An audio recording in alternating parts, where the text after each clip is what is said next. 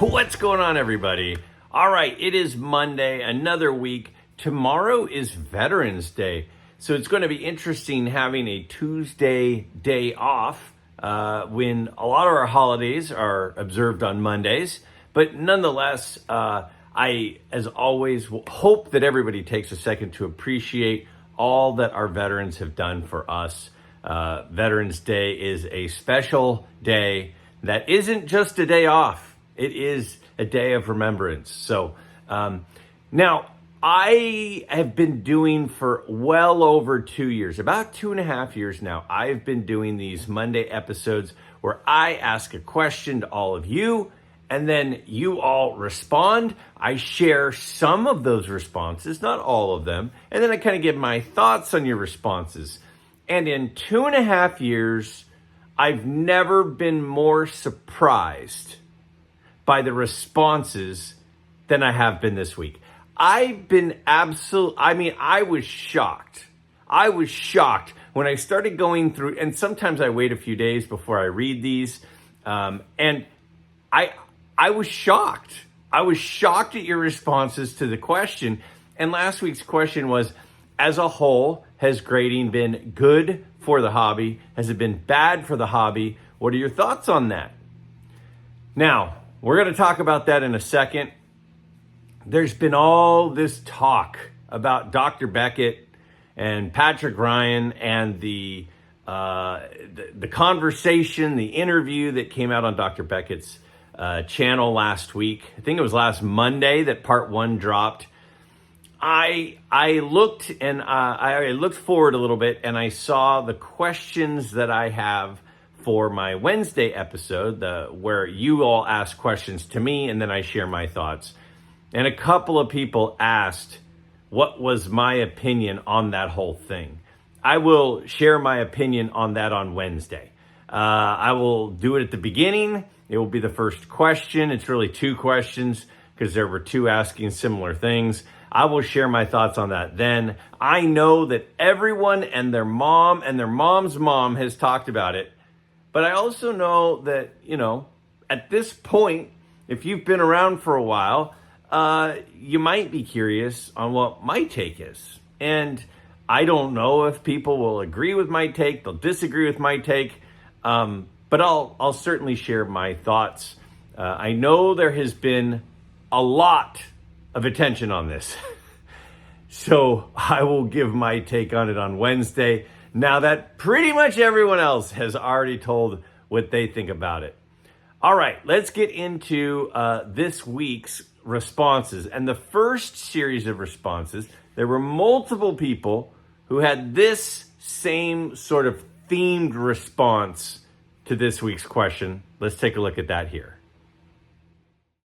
Some people said grading has been a good thing for the hobby. My good friend Tony, Southern Collector 14, says, fantastic video. Here's my answer to your question. Card grading has helped the hobby more than hurt it. Grading has allowed for greater commerce in the industry. As you stated in the video, now we can buy cards online with a degree of certainty of the actual state of the particular card. That wasn't always the case. The monopoly that PSA currently has definitely hurt that hobby. But that is another question. Hall of Fame commenter Bob Boozle says, I believe grading has helped the hobby more than it has hurt. But PSA is making all sorts of mistakes as an industry leader, and I don't mean with grading cards. They have 18.8 thousand subscribers on YouTube. Why are they not talking directly to customers or critics every day? Their trust is eroding, and they seem to be cool with it.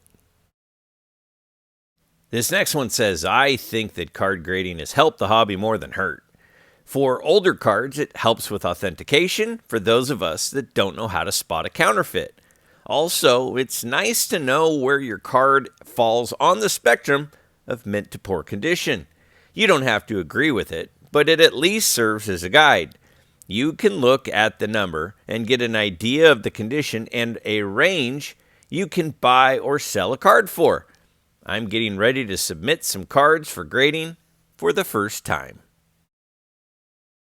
And finally, this one says, card grading has generally helped the industry, from authentication to providing a professional opinion on the state of the card.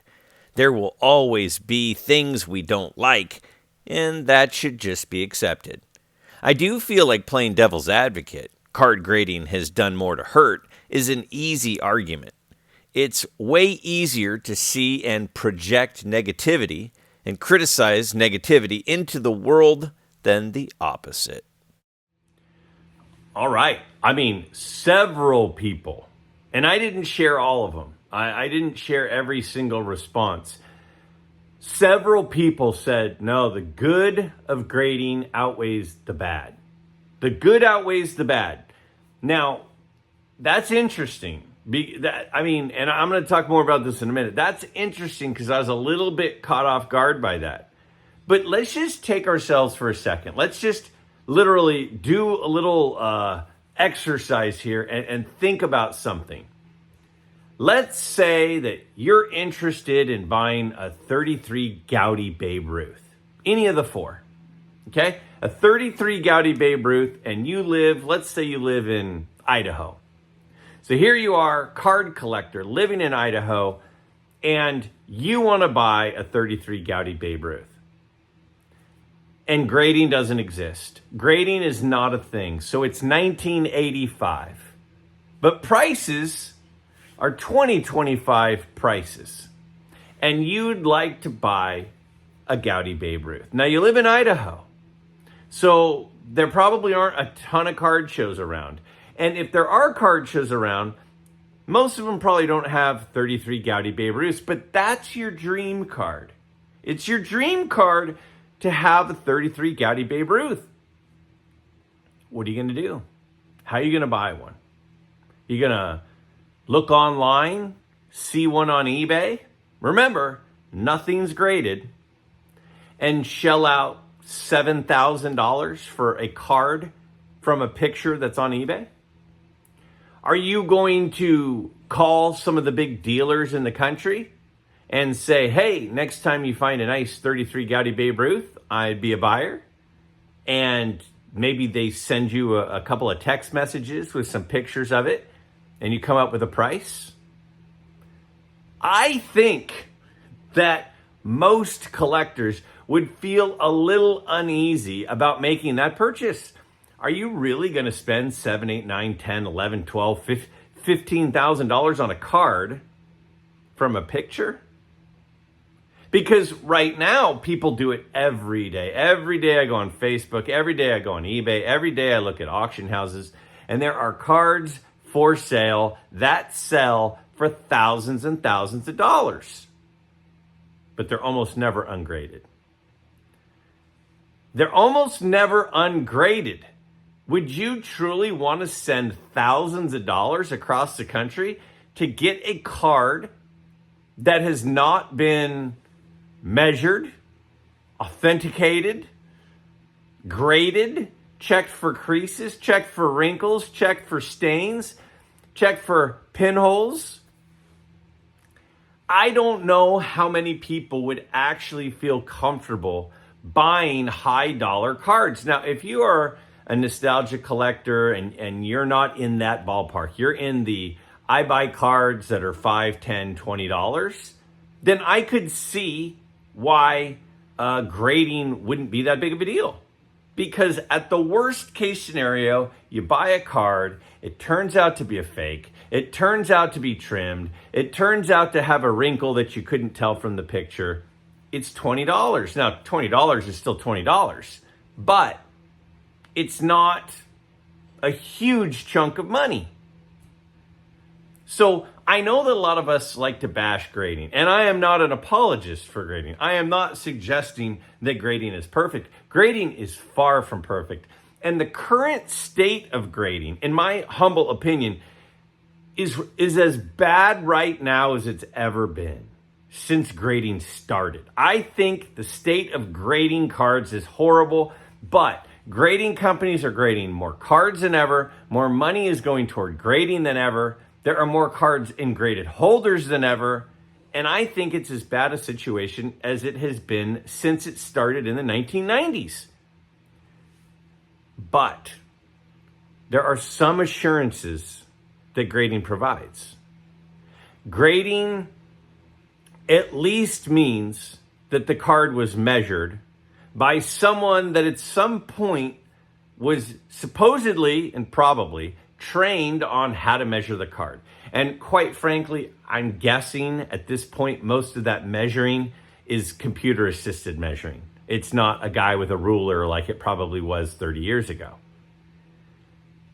At least the person is looking at the three-dimensional object and making a determination as to whether it has creases or wrinkles. Now, could they miss something? Sure. Something could be missed. Is it going to be perfect? Of course not. But if I go online right now and I see a card and I like it, I can see the centering from the picture. If the card has a 7 on the flip, it's not guaranteed that the card doesn't have a wrinkle or a crease. It's not guaranteed. There could have been a mistake, but it's very, very likely that that card doesn't have a crease if it has a 7 on it, right?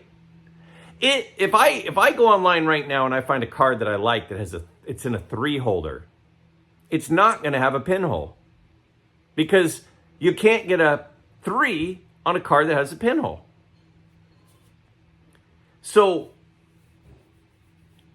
are there issues? Of course there are issues. Are there inconsistencies? Of course, humans are doing it. As long as humans are in charge, humans will make mistakes. That's part of what makes us human, is that we make mistakes and we're not perfect. Does the pro, though, of it probably not having a crease, if it has a 7, of it almost for sure not having a pinhole, if it's a 7, if it not having a stain, if it's a 7, that's a lot of positive information that we get that helps us when we make a purchase of a 33 Gaudy Babe Ruth. I do know that it's not a perfect science. I grade papers for my students all the time, and I'm sure that there are times that I give a kid a 90% on a test, but in reality, they actually missed one more and they should have gotten an 88%, but I missed it. That's possible. I'm going to miss things. But as a whole, I'm pretty accurate, and the grade that I provide for the student on the report card is probably going to be a very good reflection 999 times out of 1,000. But I'm not going to be perfect. So I know that it's easy to bash PSA, and they have flaws.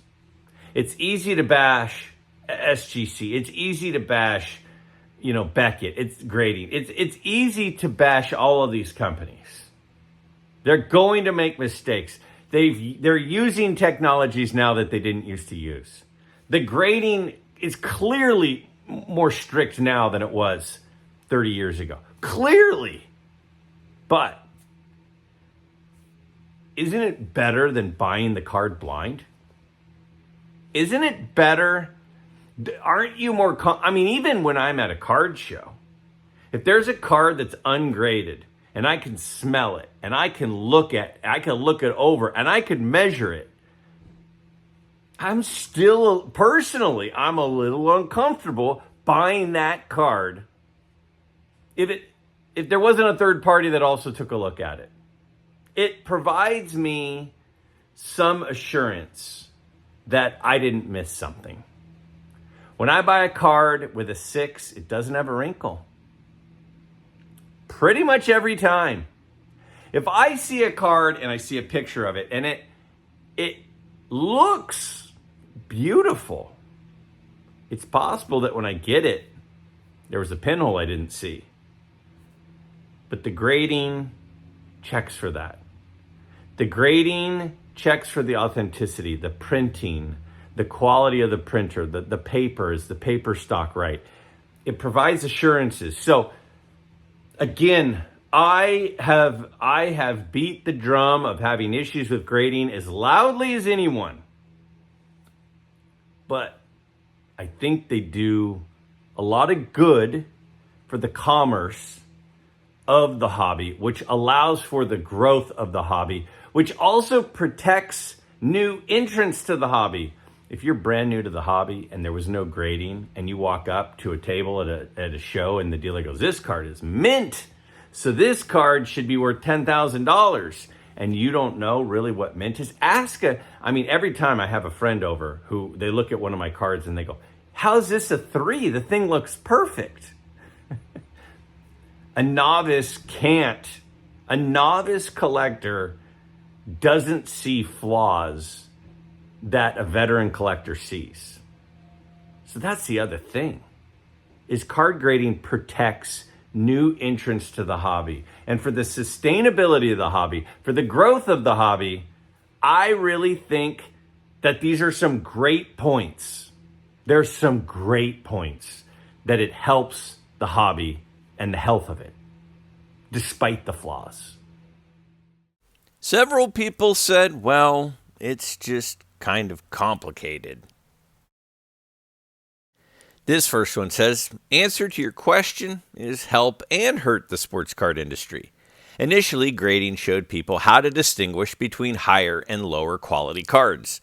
This was good and created more awareness in the variability of condition. It also helped identify fake cards, which was also good and helped the average collector. Then a lot of people started to blindly assess value based solely on the grade and let the grading companies influence how you feel about your cards. I would argue that both of these are bad. Card condition, eye appeal, and value assessments, along with the authentication, are all important for a healthy, thriving hobby.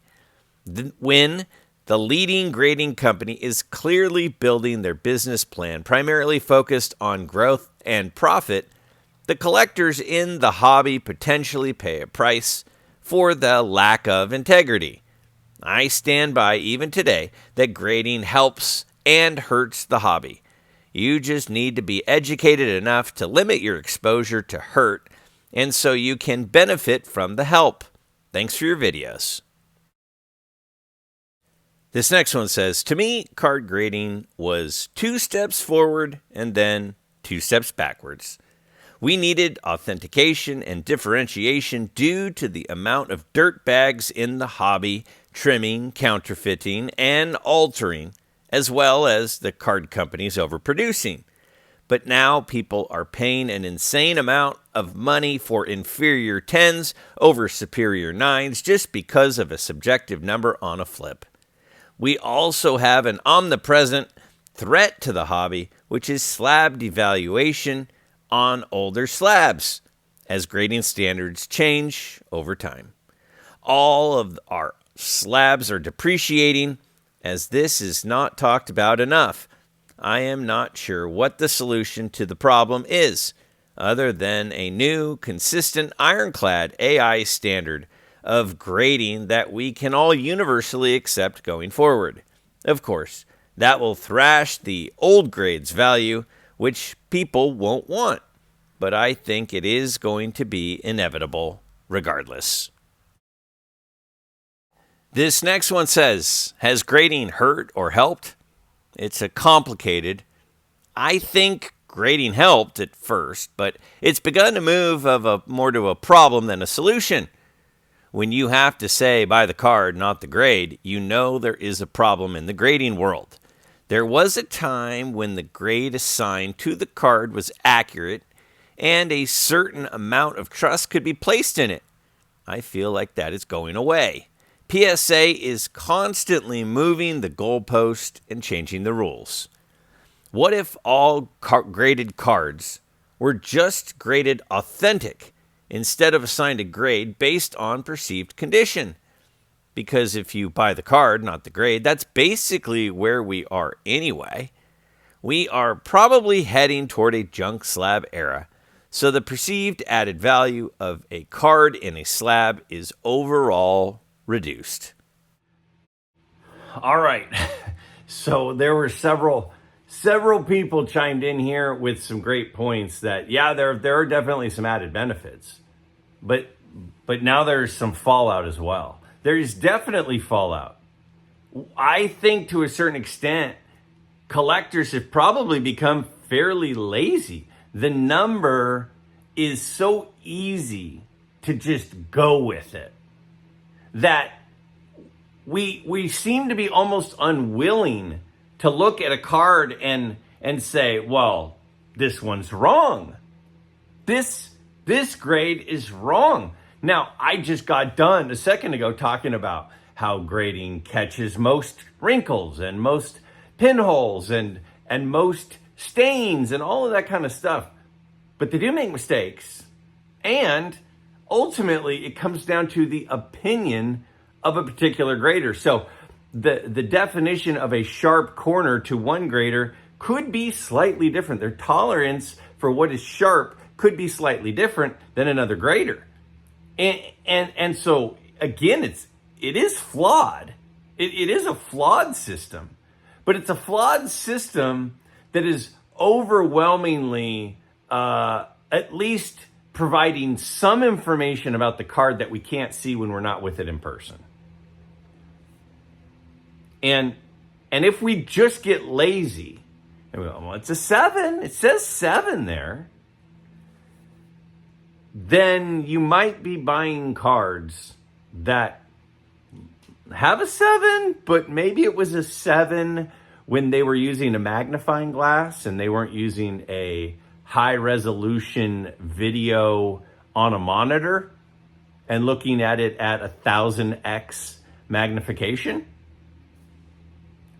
Because that's part of the issue.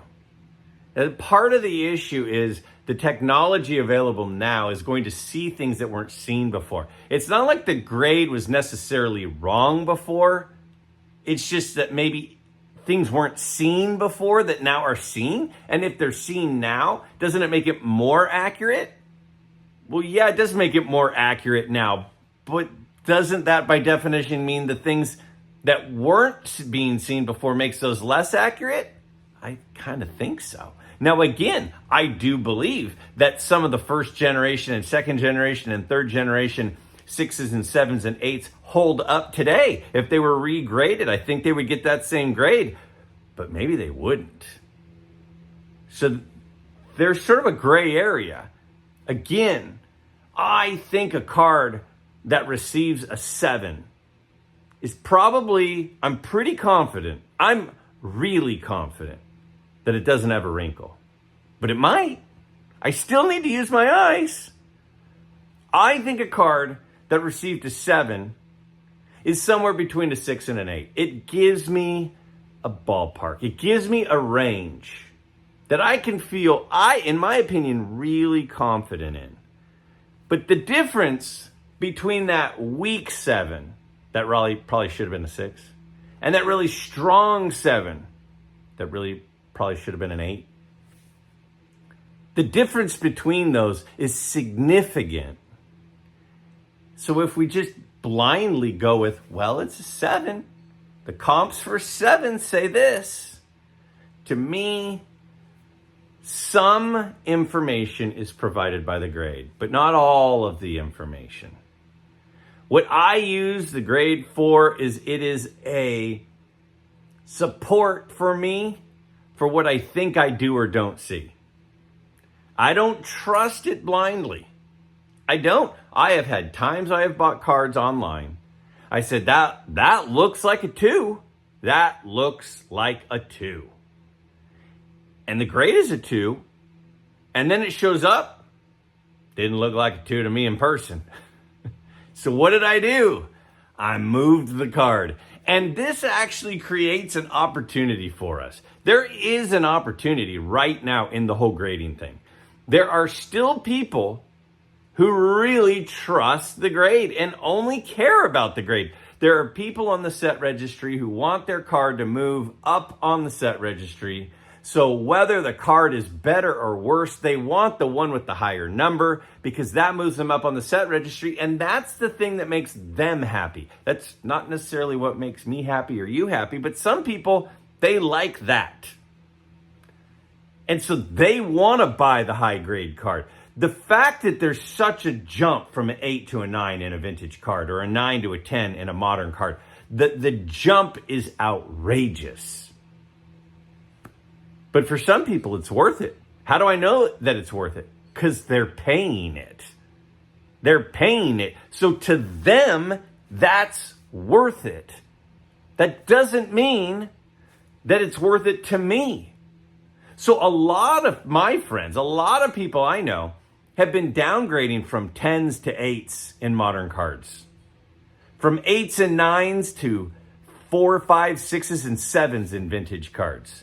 Because they can get a card that looks pretty darn similar, if not better in some cases, and have a lot of money left over to buy other cards that they want. That's an opportunity. There is always an opportunity. Wherever there's a trend, there's an opportunity. That was pretty deep. That was pretty good.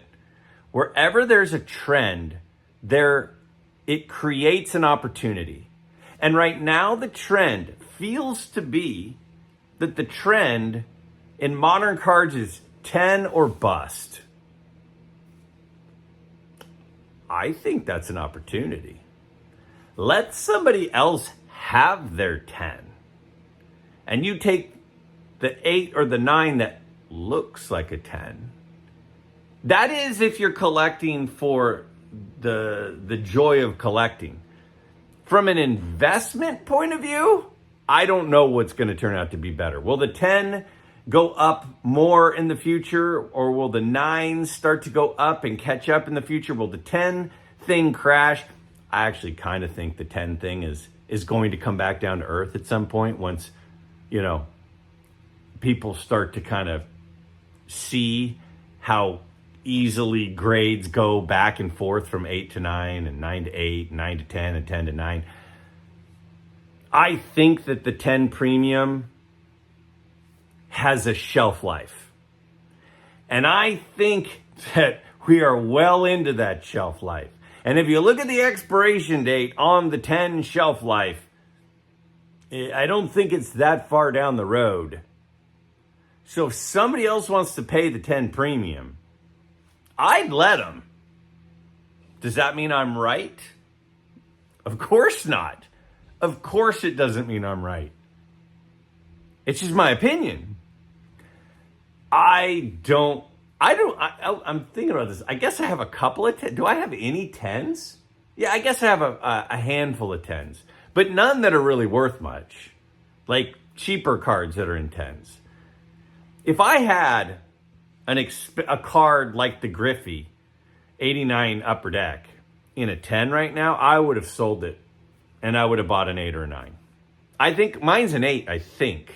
I don't even know. It looks like a 10. But I think it's an 8. If I had a 10, I would have sold it by now. Because the premium is so much. That's an opportunity. So, yes, do I think that grading is helpful? Yes, it provides additional information that only a person who is with the card in front of them can see that I can't see from a picture. To me, that provides some added value. It doesn't mean that the evaluation of that information is a direct one-to-one consistency in correct. But it's probably correct a lot of the time. So if the card has a 6, 99.9% of the time, it probably doesn't have a wrinkle. And now I know that without being in the room with it, because somebody who was trained, at least went through some training, looked at it and said, nope, no wrinkle. Otherwise, it wouldn't have gotten the 6, because none of the grading standards allow a wrinkle in a 6. So I do think grading provides some value. But I think it has created laziness. I think it has created people to, at times, potentially rely too much on that number. And it's definitely created an opportunity. And will that gap between the 9 and the 10 close at some point? I think it will, but I don't have a DeLorean and I don't know. So it might not close. The 10 premium might get bigger in the future. In 50 years, the 10 premium might be a bigger gap than it is now. If I'm in Vegas and I've got a bet, push my chips into one, I'm pushing my chips into the 10 premium is going to be less in the future than it is now. Therefore, in my opinion, that's a selling opportunity if you have 10s. But again, this is not an investment advice channel. This is just a dude sitting in a hoodie, sitting on his bed, looking into his telephone, recording himself talk about a hobby that he really enjoys. That's really all this is. Some people believe that card grading has absolutely ruined the hobby. This one says, "Hey Greg, yes, grading is the most overrated thing in the hobby. As far as the sports card industry, grading has helped. I believe grading has hurt the hobby, however. The industry is all money focused now, and gambling is definitely at the forefront. Billions of dollars are generated due to grading and the mystique that grading has birthed. Cards are somewhat bought and sold like stocks. The grade acts similar to a commodity. Grades are sometimes going up artificially in price due to dealers just selling to each other. The grade has taken away the human element. When we collected as kids in the 80s and 90s, we decided the grade. Today, you don't need to be a collector or even need to be aware of the sport. You can just buy the grade and trade it for profit. Side note, you mentioned that due to mass production, there was a need to know which card was better than the other. Why? Money? To show it off? Did the grading companies convince you the need to know which is better? I think authentication is important, but as a collector, I like to grade my cards with my own standards." I was shocked. In my comments of my videos, I get more people upset about grading than any other topic. Anytime I'm talking about grading, tons of people say it's a scam. It's the worst thing ever. It's a complete joke. It's a fraud. It's this $1 billion fraud case. And other people say grading's the best. If you grade with this company, you're smart. That company, you're dumb. There is no more polarization in the hobby than what you feel about grading and the grading companies. It is all over the place. But the last thing I thought I would see is one comment saying grading's bad for the hobby. I thought I would have 10. I thought this would be the most popular choice. One person said it, and I love something about that comment that I just read. It said, for the sports card industry, it's a good thing. But for the hobby, it's a bad thing. Man, and if you go back to the original question, the question was, do you think it's been good or bad for the hobby? That was such an incredible point that is made in this comment that, yeah, for the hobby part of it, it's harmful. But for the investment and the industry part of it, it probably helped it. It probably helped the commerce of the industry, but it probably harmed the hobby because it affects the values, and now it's really deciphering values, because the grades mean values, and the grades affect values, and which company affects the value, and it's definitely changed the hobby part of it. And that was such a great observation in the comment. Now, the comment also had a thing, and I don't want to misquote it, so I pulled it up here. I printed it out so I can rewrite it or reread it. It says, side note, this was at the end of that comment, side note, you mentioned that due to mass production, that there was a need to know which card was better than the other.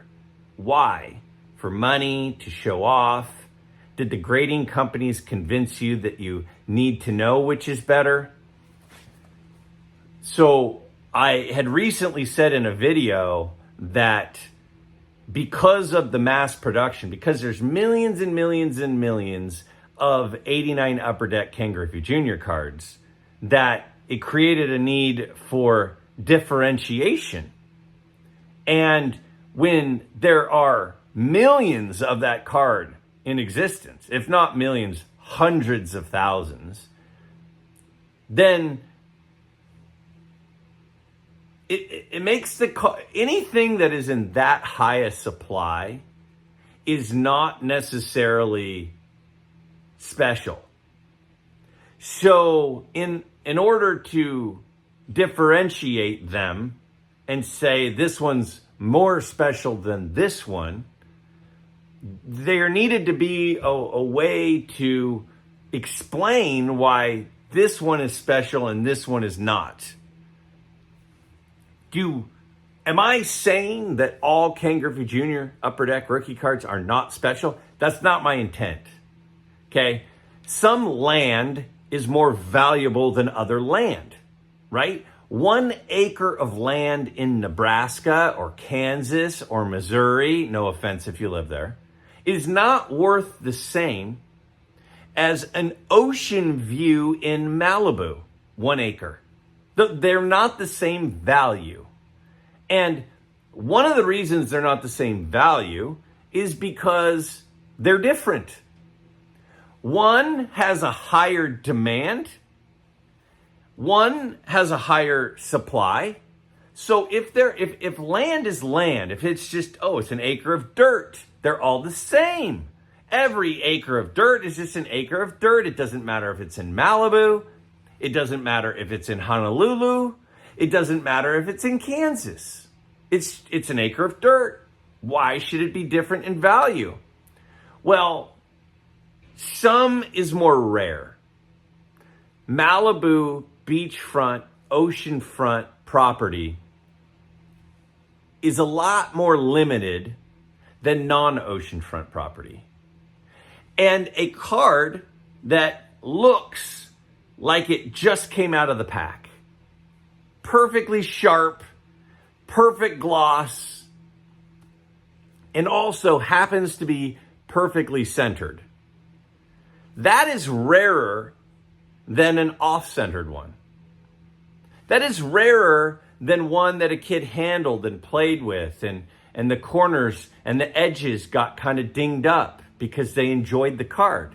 It doesn't mean that one sucks and the other one isn't. It just means that it's rarer. So what I was getting at, and I'm not suggesting that I care much about condition scarcity, but there are people in the industry, in the hobby, that care about condition scarcity, and what they want is something that's unique.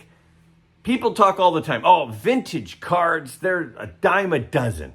There's vintage cards. You want a 1956 Sandy Koufax, there's thousands and thousands of them. That's not rare.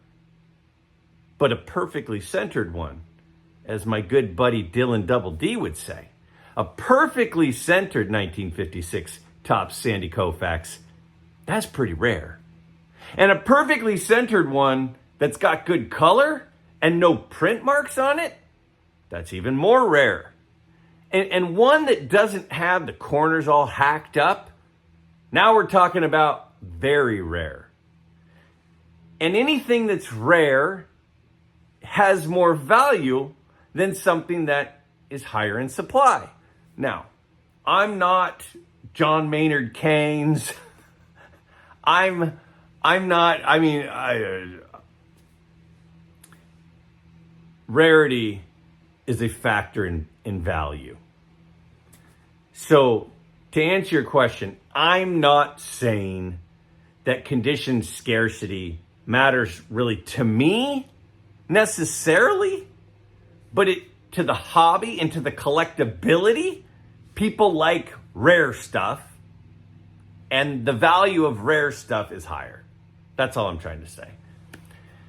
I was shocked, genuinely shocked, that you all didn't come out stronger in support of the grading being a negative thing. That was really, I was waiting for all those people that are always pounding the table in the comments. This was your moment. And one person said, grading's a bad thing for the hobby. I was shocked. All right, so I started this off at the beginning of the episode talking about the Dr. Beckett thing and the shill bidding thing and defensive shill bidding, offensive shill bidding. What is shill bidding? Is it okay? Is it not okay? What if it's your friend? What if it's your family member? What if it's the auction house? There were definitely some interesting things that came out of that conversation. And at this point, I'm assuming most people are at least somewhat familiar with it. And again, I'm going to address my take on it on Wednesday. But for next week, I'm interested in your take. Not just on shill bidding, but that whole conversation, that whole discussion about shill bidding, Dr. Beckett's thoughts, his thoughts on defensive shill bidding versus offensive shill bidding, Patrick Ryan talking about his buddies, saying how they're going to bid up each other's cards so that some idiot doesn't get them for cheap. Again, my understanding is that quote, when he said that, he was saying, yeah, my friends have said, I'm going to bid up my buddy's cards because I'm not going to let some, that's a whole nother thing. My question for you this week is this. My question is, how has the recent auction house shilling drama affected your opinions on anything? Or has it? Has it affected your opinion on what values are? Has it affected your opinion on whether you'll use auction houses or auctions? Has it affected your opinion on the people in the conversation? Dr. Beckett, Patrick Ryan. Has it affected your opinions on them? Has it affected your opinion on the hobby as a whole? Has it affected your opinion on anything? Because this has been all, I've never tried to be a hobby news channel or a guy who's talking about what everybody's talking about guy. But at the same time, this one has been borderline unavoidable. And my question to you is, has it affected your opinion on the people, the auction houses, the values, the cards, the industry? Or has it not?